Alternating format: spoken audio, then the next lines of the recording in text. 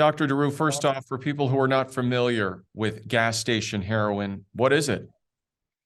Yeah, so it's a medicine that was originally designed by people in France and is used in Europe as an antidepressant. So it's an old category of medicine called a tricyclic antidepressant, a TCA. And so this tianeptine, which is the name of the medicine, was approved for use over in Europe, but it never made it to the shores of the United States to be approved as an antidepressant. Uh, TCA, a tricyclic antidepressant, is an old category of antidepressants. Now we use things that you may have heard of called SSRIs. That's going to be your Lexapro, your Concerta, your Prozac. That's what we're using, more up-to-date modern things. But along the way, we found that one of the ways that tianeptine works is that it stimulates the same receptors as something like an opioid. So it's going to stimulate the same receptors that morphine stimulates, methadone, fentanyl, Dilaudid, Percocet, Vicodin, name your opioid. They stimulate or they fit into that new opioid receptor.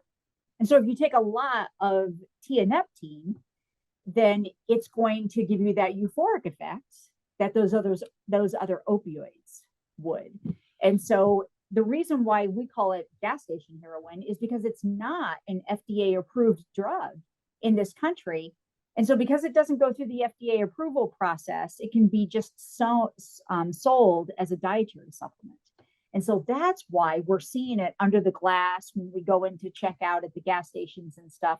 No FDA approval. It can be sold as a dietary supplement, but it can be a dangerous drug to use, especially if you're predisposed to an opioid use disorder.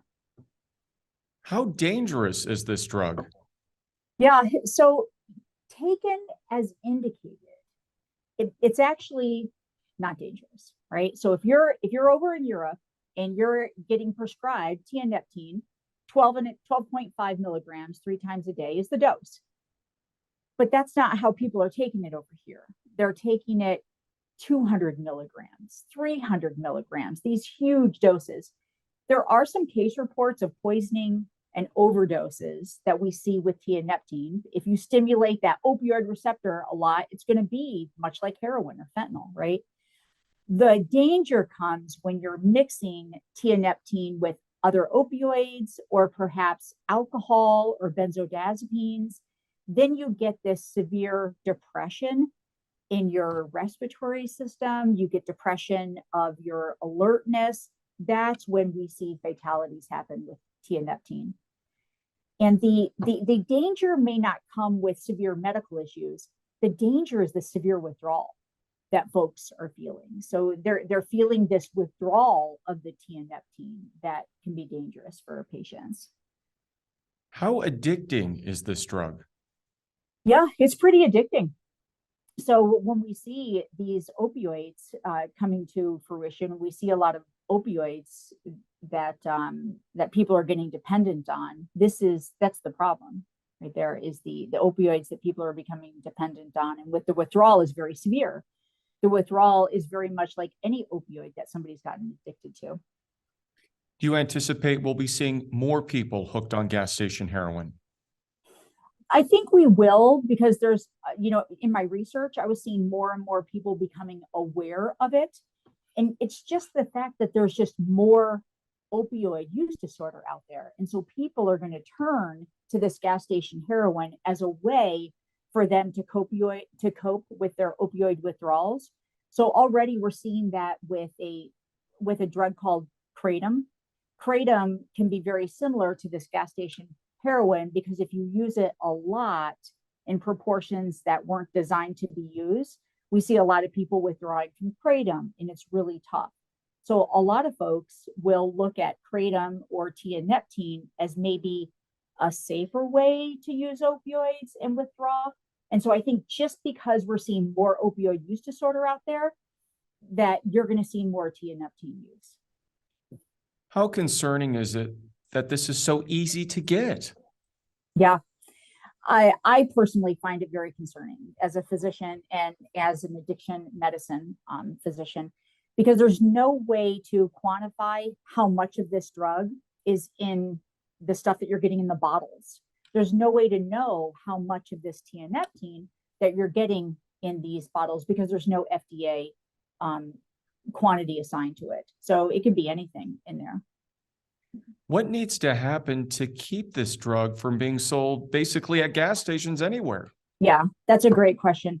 Well, you make it a Schedule 1 drug, right? So the DEA has a way to schedule dangerous medications. A Scheduled 1 drug is one that is seen to have no medicinal value and instead has a high potential for abuse. Right now, that's going to be cocaine, heroin, that type of things. That's Scheduled 1. There are some places in the United States that who've already done that, who have already made tianeptine a Scheduled 1 drug in their areas.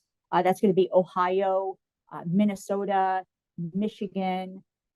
Those type of places have made these Scheduled 1 drugs. So if we can get more states to consider this illegal to hold without any medicinal value, I think we'll see a lot of people decreasing that use.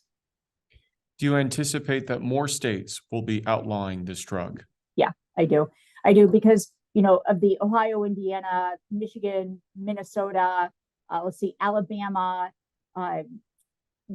Tennessee, I believe, may have also outlawed it. What happened is those states from the north started putting so much pressure on the folks in Mississippi, and Mississippi was the most recent state to outlaw it or put it out as a Schedule 1. So I do think that as more people become aware, that you're going to see that this is going to be a Schedule 1 drug.